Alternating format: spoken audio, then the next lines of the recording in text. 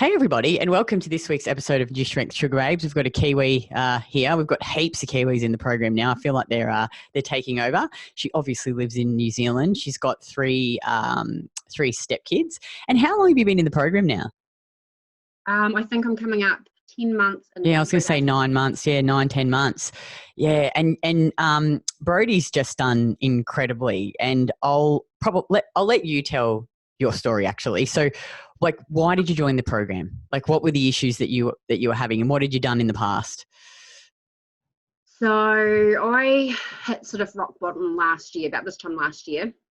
I've spent probably a good 16 years absolutely flogging my body. I have tried. How old are you? 29. 29, okay, cool. So you're one of our younger clients. Yeah. Yeah, that's as good that you're doing it now. Yeah. Well, 16 years and I'm 29, so like I've been dieting longer, like over half my age. So I first started dieting when I was about 12 or 13, and I can't pinpoint exactly what triggered it, but I just went down that path of having to try to fit a certain way. I was always the big kid, so like when I was like 5, I looked like a 7 or 8 year old, so I was always a lot taller than all the other kids, and so my nickname at school was, I think it was BFG, Big Friendly Giant, or Big Friendly Brodie. That was when I was at primary school, and sort of just, I was always more developed than everybody else. So then I got to the age of about 13, I was a swimmer, so I was always in togs, and seeing how some of the other girls looked, I think that probably made me a bit more aware of how I was bigger. So I started restricting when I was about 13, and exercise compulsion. So I'd go out for runs, and I managed to actually convince my parents to let me sign up to the gym. So I started going to the gym at 13. And one of the gyms you had to be 15 to go to, but the other one was done under, so like the guy actually set me up with a program and said, this is all you need to do. But of course I was doing extra on top of it. And that continued for probably about 9 months. And in that time, I went from so at the age of 13, I was about 65 kilos, and I got down to about 52. So, unreal. And luckily, my parents picked up on what was going on and got me the help that I needed. So I was going in for weigh-ins at the doctors and that. And I guess them knowing kind of stopped me restricting. But then, of course, there was the effect that now that I know what sort of happens when you restrict, you then go into the binge mode, and that's when I then started dabbling in making myself purge. And then, of course, my parents found out about that. So I went down the sort of route of laxative abuse. So that was probably to about the age of 16, so about 2 or 3 years. And then luckily we moved from the town that I was in to Balclutha. So I got a bit of a fresh start and got started a new school, and I was able to sort of change my identity a wee bit because people didn't know my history. And I lasted about 6 months at that school, and then bought my first house at 18 and moved out of home. And that's like I'd sort of come right in that time, and then that's when I guess the pressure of life and paying bills and working got a bit much, and I started sort of controlling what I was eating again. And the spiral continued, so I sort of went back into bulimia and every weight loss pill you could possibly think of. I tried, go to the chemist, and I'd just get anything that had anything to do with weight loss or fluid loss or just anything to reduce my weight I would take. And yeah, so I was putting a lot of crap into my body, and that lasted for a few years, and then the relationship that I was in ended, and I sort of, by that stage I had actually fluctuated probably to my highest weight that I'd been for a long time, and of course that separation kicked in again, so then I went through the whole restriction again. And so at this stage I was sort of going up and down in my weight, and once again I managed to drop my weight right down to about 65 kilos, which for me, I'm 170, about 172 tall, I think about the same height as you actually. For me that was really low weight, like that's bones sort of protruding and looking very gaunt and not very healthy. And so then I started on this real health kick, and I was doing like sort of what F45s like now, but like 7 or 8 years ago. So that would have been when I was about 21. So I was doing these sort of boot camp style classes in the mornings before work. And I did that for probably about 6 months and lost a heap of weight, and was also doing, I can't remember what it was called. It's called Mad Challenge, which was run by a couple of local guys, and it was getting young people involved. And I think it was only about 12 or 14 of us that got selected to do it, and it was ages from 13 to 24, and it was more of just like teaching us like life skills and fitness, and like even changing your car tires, and so it was quite good. But that was 3 mornings a week as well on top of it. So I was training 3 times a week doing that. Then I was doing 3 times a week at the Tribe Fit training. And then on top of that, I was still going to the gym. So I'd finish my session there, and then I'd go straight to the gym. And at that stage, I'd go on gluten-free, because then I could cut. That was just another way to cut a whole heap of food groups out by saying that I was gluten-free. And then I went lactose-free as well, so that cut out dairy and milk. So I was literally living on like muesli, blueberries, salads, chicken and salad, like barely anything, probably 1,000 calories a day. Dropped weight again, looked really good, I felt like shit, but I felt I was skinny, if that makes sense. So like you put on this fake act to everyone, and everyone's going, oh, you're looking so good, you've lost all this weight, but inside you're absolutely exhausted. Yeah, and you're just putting on this complete act the whole time. So that sort of actually, I was sort of forced to stop, because I started a new job in May 2012 at a bank, and I'd only been there for about 2 weeks, and I was doing these morning trainings. I'd stopped one of the group trainings by that stage, and we'd done a fitness test or something that morning to see how our fitness had increased in that time. So I'd pushed myself really hard, and it wasn't uncommon for me to vomit after exercise or like get that. And so straight after this training, I improved my time by about 4 minutes, and I was quite stoked with myself. And I got home and had a shower, and I was really shaky and having heart palpitations and felt really unwell. And I thought, oh, it'll pass. It's just obviously I've just pushed my body a wee bit hard. So I went to work, and the feeling didn't go, and like I was starting to get quite panicky with what was going on. So I said to my boss at the time about it, and she said, look, get down to the doctor straight away. And got down there, and they did an ECG, and it actually turned out that I had a heart condition that I'd been pushing myself for all these years because I could never get my heart rate up. So it would only ever get to sort of like doing sprints would be maybe 90 beats a minute, but my resting heart rate was only 27 to 35 beats a minute when I was sleeping. Yeah, so I was only getting very minimal amount of oxygen. Yeah, so like I just couldn't get my heart rate up. So of course I was always tired, and that was contributing to everything. So yeah, so within a week I had a pacemaker inserted to correct the heart condition. So that was in May 2012. And it's still, my body still hasn't adjusted to it, because for so long it was doing one thing, and now it's got to train itself to do it completely different. And of course, 6 weeks after getting the pacemaker, and I'm like, I've got to get back into exercise and start playing netball again. And that was a year of ups and downs, because not many people my age get pacemakers, so they don't set them quite right.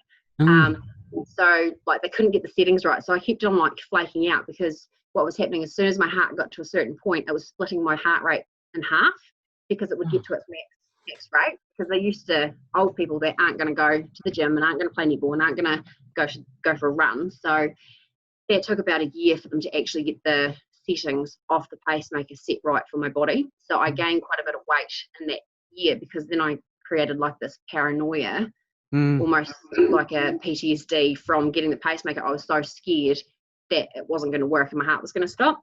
So yeah, that took quite some time. And then I can't actually remember that. I sort of went through this sort of lull patch for a while, and I just completely avoided exercise and ate whatever I wanted, and of course the weight crept back up. And then I met my partner, who's my husband now, and I just quit my job at the bank and got a new job. And so I was working like sort of 60, 70 hours a week in this new job. And of course, that was an opportunity for me to restrict food again because I was working 12, 14 hours a day, and then I was in a new relationship. So I was obviously high on that, and I just forgot to eat and didn't eat. So then I dropped a whole heap of weight again then. And I also at that stage had the marina inserted. That was about 18 months before I met my husband. And then I actually was getting off the couch one day and felt this horrendous pain in my abdomen and thought that was a bit strange. And then for 3 months straight after that, I got bleeding, and they just couldn't seem to get this marina out. And to stop the bleeding, they pumped me with, I think I had 3 depot injections to try and stop the bleeding. So the amount of that going through my system in one go, because I had one week, and then 2 weeks later the bleeding started again, so they did it again, gave me another one, and then I finally got through to my gynecologist to get the marina actually removed, and it must have sort of shifted in my uterus and just was causing the bleeding, and so we got that removed and got another shot of the depot injection just to stop the bleeding, and that did stop it. But then about 2 or 3 months later, I got like just this horrible extreme fatigue, and went to the doctors and did blood tests, and they found that I had thyroid antibodies, or Hashimoto's thyroiditis. Geez, you really fucked yourself, didn't you? Royally, like you've done everything. Yeah. Yeah. Yeah, so then they pretty much just turned around and said to me, well, you can't do anything about it. You've just got to wait for it to destroy your thyroid, and then we'll just put you on thyroxine for the rest of your life. You'll just have to take a pill each day, is what they told me. And I was like, are you fucking serious? So I was pretty traumatized at this stage, but then I used that as an excuse for about a year before I actually took action and did anything. So by that stage, I'd got up to about 86 kilos. For me, that was the biggest I'd ever been in my whole entire life. And so I signed up to this thing called Pedal for Hope, which a local guy ran, and it was his wife, and I think in the family there was prostate and breast cancer. So he came up with this idea called Pedal for Hope, that you pedal on the bike for 12 hours, and you would pay, like you sponsored a bike, and like you got like your workplace, you might have had 10 people in your workplace, so each person could like cycle for an hour or something, and you raise money for it.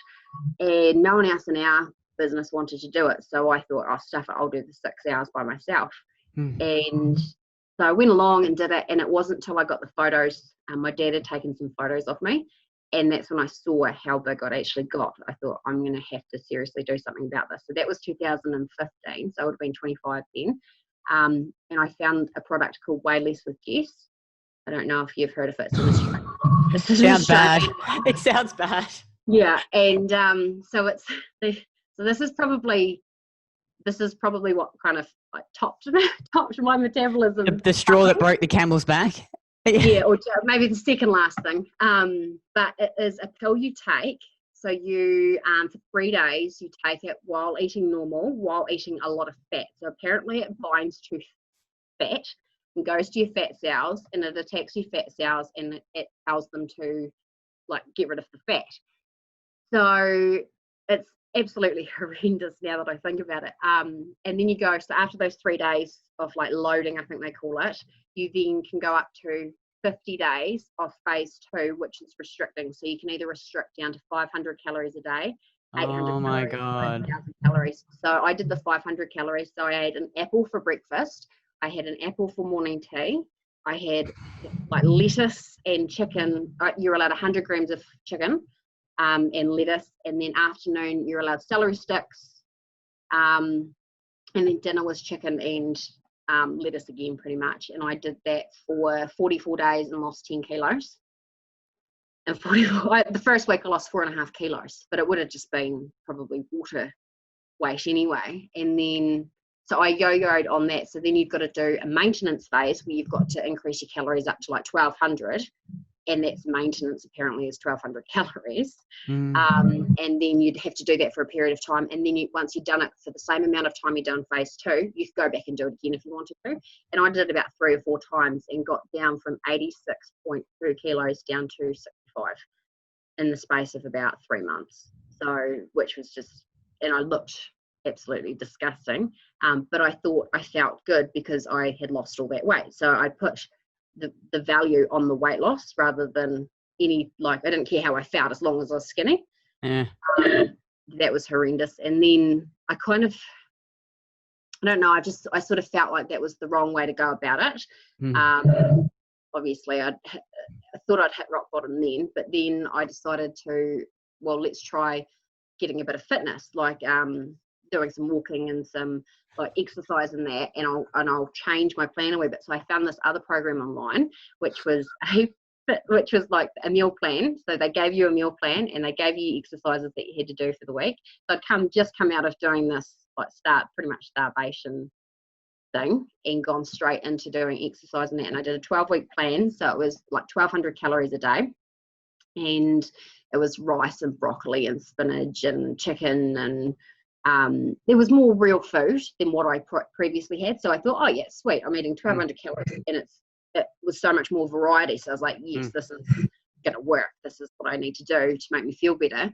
And then it was 40 minutes of cardio in the morning, but it wasn't high intensity. It was just going for a walk or biking or just getting heart rate up. But it was fasted, or you could take, you could have a black coffee beforehand, which now I know is not good. And then, so you do that, and then you'd have breakfast or whatever, and you'd have your sort of, I think it was 3 main meals plus 2 snacks per day. And it was like a snack with 10 almonds. Like, it wasn't like, it was a lot of food. And we drank between sort of 2 and 5 litres of water a day. Yeah, I was peeing like a racehorse all the time. Every 20, 30 minutes I was off to the toilet. And then, so I did that. What was that? So that was 40 minutes in the morning, and then in the afternoon you had to do 20 minutes as well. And then it was started off being 3 weight training sessions. So I did an at-home one to begin with, and then later on I ended up going to the gym and doing a gym one as well, which then increased it to 5. I think it was 5 days a week at the gym, plus that 40 minutes in the morning and 20 minutes in the afternoon with 1 rest day in there. So that I managed to do that for about 14 or 16 weeks.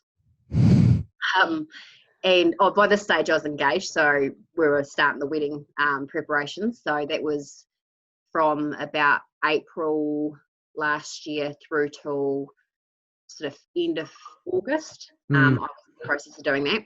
And then me and my mum went down to Invercargill and to get my wedding dress, because the lady had ordered it specially, and for me I'd found it online and that was what I wanted. So I went down, tried it on, and on the way home I didn't feel happy. I didn't feel excited. I just kind of, that was sort of when I started going downhill. So I was on this high from exercising and thinking, right, but I got to that point, I put this dress on, and I knew it was the dress I wanted, but I didn't feel like amazing in it. And I felt just, really deflated for some reason.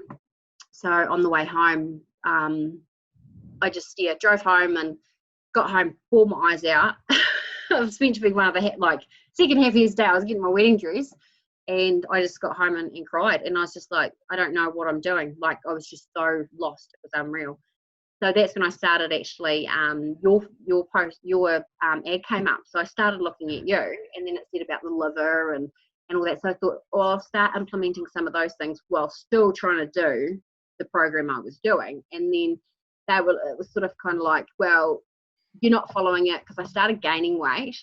And it's like, you've got to stick to your macros or stick to your food plan. You've got to eat this. You're obviously not doing it. So I kind of was just like, stuff it. I'll just stop it. And then all of a sudden my body just crashed and just everything stopped. And I ended up getting this horrendous pain across my abdomen and just got like chronic fatigue. Like, I couldn't even get out of bed in the mornings. I was going to work, but as soon as I was coming home, I was getting straight in bed. I was just absolutely shattered. And went to the doctors and got some blood tests done, and my ALT levels, and what's the other one? I don't know what the other one is, but my liver enzymes were way up. And so I had ultrasounds done, and they couldn't find a reason why my liver was saying that it had all this inflammation in it. I had nothing actually physically wrong with it. And I think my body just got to that point, it was so stressed that went, nah, not dealing with anything now. So it literally shut me down for about 2 or 3 months. But in that time, I started to sort of eat the foods that you were suggesting. And I managed to gain like 9 kilos in like 2.5 months.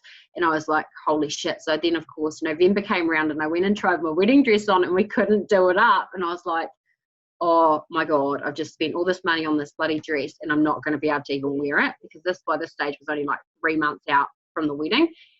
And I sat there and I just kind of went through a list and went all the pros and the cons. So if I do this program, like, where am I going to be in 3 months' time? Because for me, that was my goal, was I needed to get into that dress in 3 months' time. And then on the other hand, it was like, well, if I don't do this, the only other option is I go back and do these starvation diets.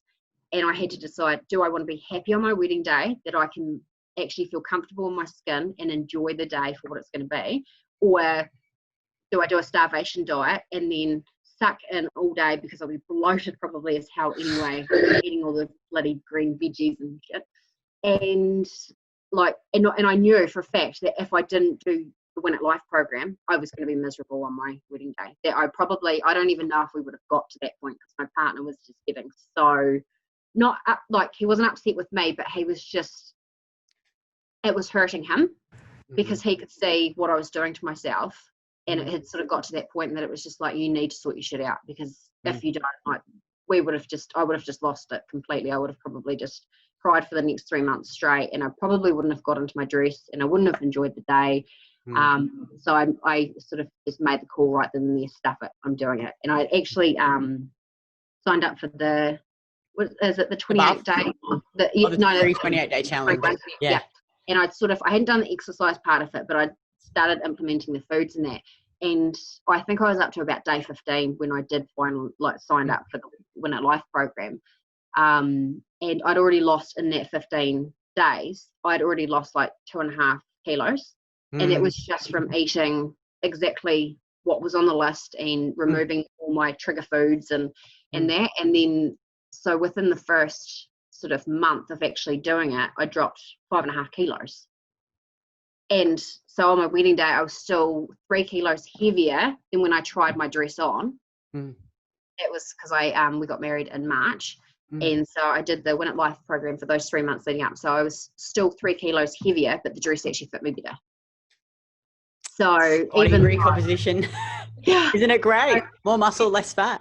Yeah. And so I lost in that first 3 months, I lost like 26 centimeters off my body. And that was eating far more food than what I ever had previously. So I started off on about 1,800 calories. And like, for me, it was just a struggle to actually get that amount of food in, because I wasn't eating that amount prior. So it's just unreal to think that I lost all that weight and I actually fit the dress better being heavier than I was when I originally tried it on. It's crazy, eh? It's crazy. Yeah. And so what, but apart, obviously it's so awesome, all the, like, you physically look better and you lost that weight. Let's talk about the other stuff, because I think it's quite incredible what you've achieved, you know, in terms of your health benefits that you've, have been a, you know, result of eating the more food. And because you're pretty fucked when you came in. Yeah. You're pretty fucked up. Like, and I am still pretty fucked. But you're getting better. But I'm getting better. And I'm now like, even I noticed in that first 3 months, if I wasn't eating, I would have been so stressed. Like, I was actually able to plan a wedding. Like, my mum helped me, but I pretty much did everything myself. And I wasn't that stressed. Like, on the day, I was so relaxed. And had I not been eating the way that I had, I would have been an absolute wreck. Like, it would have been horrible. I wouldn't have been sleeping, but my sleep's improved. It was quite funny, because initially it improved quite a bit. So my sleep got really, really good. My digestion was really good to begin with. My skin improved straight away. My nails are so strong now. Like, they're unreal. Like, I can actually grow my nails. I never used to be able to grow my nails. They just snap off.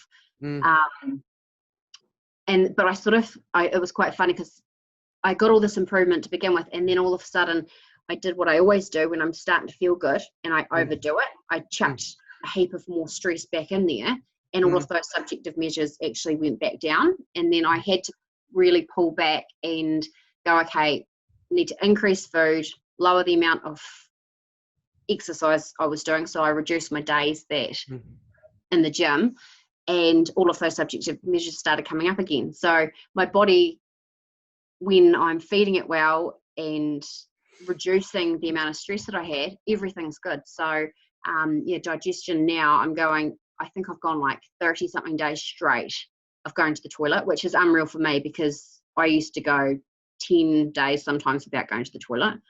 My moods are really easy. So like the house, if it's not spotless, it doesn't stress me anymore. Whereas that used to be a major stress. Like if I wanted something done, I wanted it done right then and there. And if the kids or my partner didn't do it, it used to really wind me up and get me really upset. Whereas now I'm just like, oh well, it doesn't matter. At work, I used to get really stressed and I'd take my work stress home with me. So like if something bad happened at work, or because I work in a bank, and so if I said something that maybe I thought about later on that wasn't quite the right thing to say, I would go over and over and over that conversation in my head about, well, I should have talked about this, or I should have said that, or I should have done this. Whereas now I just go, nah, and that's it. I leave it at work. I don't come home stressing about what has happened at work. I can really draw the line and not put energy into dumb stuff that really isn't going to bring me any benefit, if that makes sense. Yeah, totally. I used to be like that too. Yeah. Your blood sugar's balanced now. Yeah. The stress hormones aren't constantly elevated. What about the Hashimoto's? So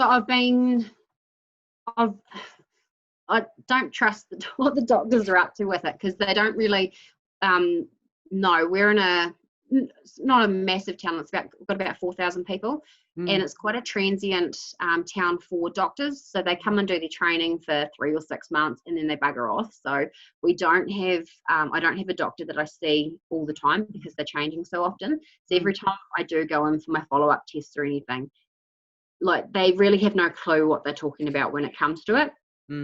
So now I sort of just base it, like they just keep coming back saying, oh, your test results are fine.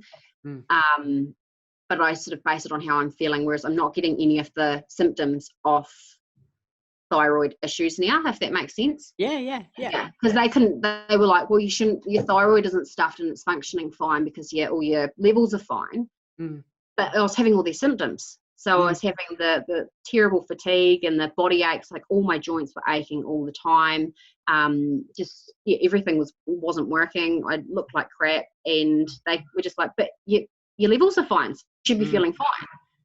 But now the levels are all fine still, but I feel amazing. So obviously something that I'm doing is, working. It's working. Yeah. Isn't that, it's just incredible, isn't it? It's like, it's just, you've been amazing though. You've been really consistent and you've failed forward, and no one's perfect, but you've just chipped away.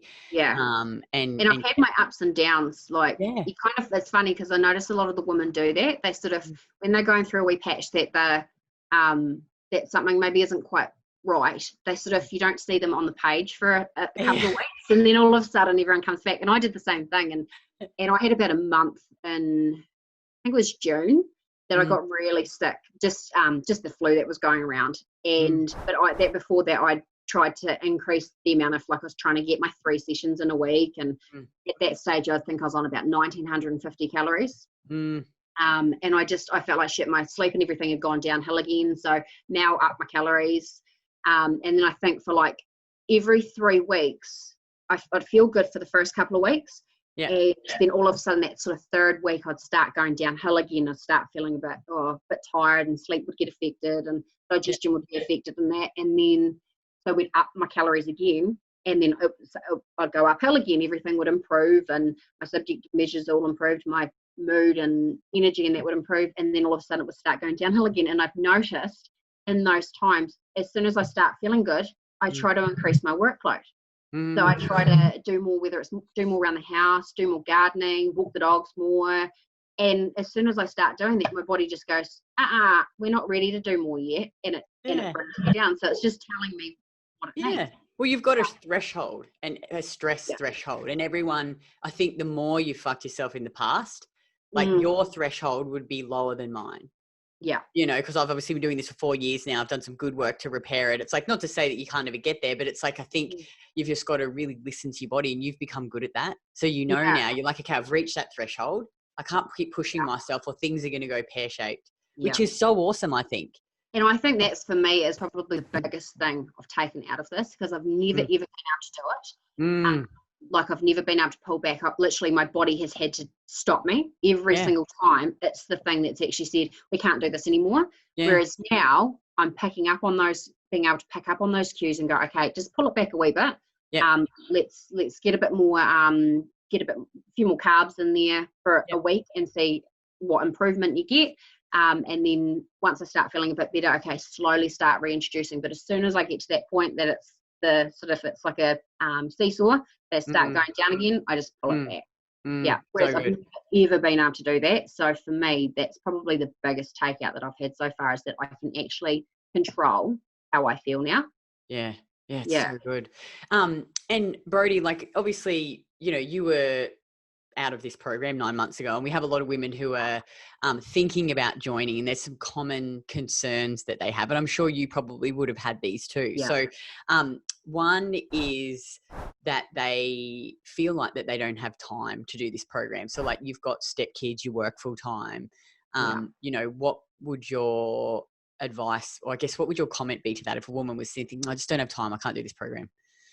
Everyone's got time. The amount of people that I see commenting that would be ones that if I said it to them, you should try this, they go, oh, but I don't have time. You see them, they're on Facebook all the time. They're the first ones to comment on any post that I put up, or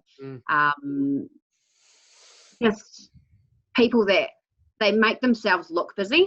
People are very good at making themselves look busy.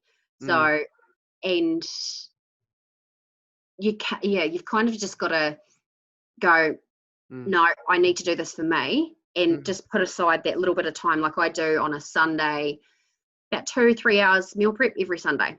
And now I've actually started dropping it down to once a fortnight, because I make enough for me that I can take my lunches to work every day, and I just freeze them and then just put them in the microwave when I get to work. And I do dinners as well, so that pretty much for 2 weeks straight I don't have to make lunches, and I don't have to do dinners. I do eat different to what the kids in that eat, but that's just my personal preference. But then I still will make their dinners when they're here. It's if you really want something, you're gonna make the time for it. It does. I think I've got more time back, because, like, if you think a year ago when I was freaking getting up at 6 o'clock in the morning to go for my morning walk before breakfast and before work, and then do my gym session in the afternoon, and then go for another walk in the afternoon, or get on the exercise bike. I don't have to do any of that now. So that now leaves me with an extra 2 hours a day that I didn't have prior. So if it is someone that is exercising a lot that says I don't have time to do this, they're actually going to save themselves time. And then if it's someone that isn't necessarily exercising now, it's only about an hour, I find, an hour out of my day 3 times a week for the training. And 2, maybe 3 hours a week for meal prep. Cool. You do save time once you get good at it. It takes a bit of time. I think you're right. To train yourself. Like anything, but once you nail it, you actually get time back. Now, what about, obviously you're all the way over in New Zealand, and so many women are like, oh, I just don't know if I can do an online program. How am I going to learn how to lift online? What about the support? You know, what would your comment be there? Oh, it's far better, like, just the like training videos and that. If I got a personal training session with a trainer here in Balclutha, and I did that once a week, I'm going to be able to learn more from the videos you guys provide than him showing me once a week how to squat or lift or whatever. I find it easy. It's at the tip. It's in your hand, or it's on your computer. You can go back if you've got 5 minutes on your lunch break that you've got, or you've got free. Sitting there having your lunch. You can go back through your feedback that you've got from Jake or April, and sit there and actually take it in. I find it really easy. It's far easy. Like what it's once again though, it's learning. People are scared of learning new things, or they're scared of failing at something, but you just got to practice it. Like I work in banking, so we're always evolving. Like we've now got a smart ATM in store, so we're trying to teach people how to use that. And the pushbacks like, oh, but you're going to lose your job, or I don't want to do it, because they're always pushing back. But once they actually do it and realize, oh, it's actually not something to be scared about, then it's the fear's gone. It's just taking that fear out of learning something new. Yeah, totally. Yeah. And then you just got to fail forward, and the more you do it, you're like, oh, this is not that hard. But there's how many people to help you with it anyway? Like if you've got totally. You put it on coaches, Facebook. 10 coaches, 500 women, the big sisters. Someone it's knows crazy. What to do. Yeah. And finally, money. So, has this been worth the investment? Yeah, absolutely. I think I posted at the start, about 3 months into the program, I did that post and calculated how much I spent in the previous 9 months to signing up to Win It Life. And I had spent $3,500 on like pills and potions and training plans and gym memberships that I didn't use, and fitness equipment and doctor's visits, specialist visits. If I'm spending $3,500 on crap that doesn't work, this is something that works that's far cheaper. That I haven't had half the doctor's visits just alone. So you're thinking $50 a doctor's visit plus going to the specialist on top of it if you've got any chronic illnesses. I'm not having to do that now, because I'm not having the illnesses that I was having before due to not eating. Would you say this program's been life-changing? I said to my partner, I just about reckon I would have ended up in the mental institution in Dunedin if I hadn't done it. Like this has literally changed, so I'm going to cry. It has literally changed my life, and I'm just sick of being what I was, and now I just feel like a new person completely. And I actually enjoy getting up in the morning. I'm not lying in bed going, I really don't want to get up today, I don't want to face the world. Now I jump out of bed and I'm just like, cool, what do we got on today? And it's just amazing. And I think like for me, like my mum probably has noticed it the most out of everyone, because the amount of stress I put her through over the years, it's almost like she's probably just about having a sigh of relief that she's no longer going to have to put up with the highs and lows and all the shit that I did to myself that potentially, if I continued, it probably would have killed me. Yeah, wow. That's crazy. And finally, if a woman was sitting on the fence, what advice would you give to her? Just do it. Yeah. Just even just give yourself 3 months. Sign up, give yourself 3 months and see what you can achieve in 3 months with the support that you guys have to offer. If you want it bad enough, you're going to do it. And if you are really not enjoying your life as it is, you've got no other option. Like there's nothing else out there like this. You just got to do it. Well, thank you so much for taking the time out of your day to do this. I really appreciate it. And if you're a woman and you're watching this and you're ready to, I guess, take the plunge and you want to have a chat about the program, just click on the link below. You can book in a free consult with one of my coaches, and we can go from there. So thanks again, Brodie. I really, really appreciate it. And I'm excited to see your progress in the next 9 months. Thank you very much, Kitty. Thanks so much. Bye. Bye.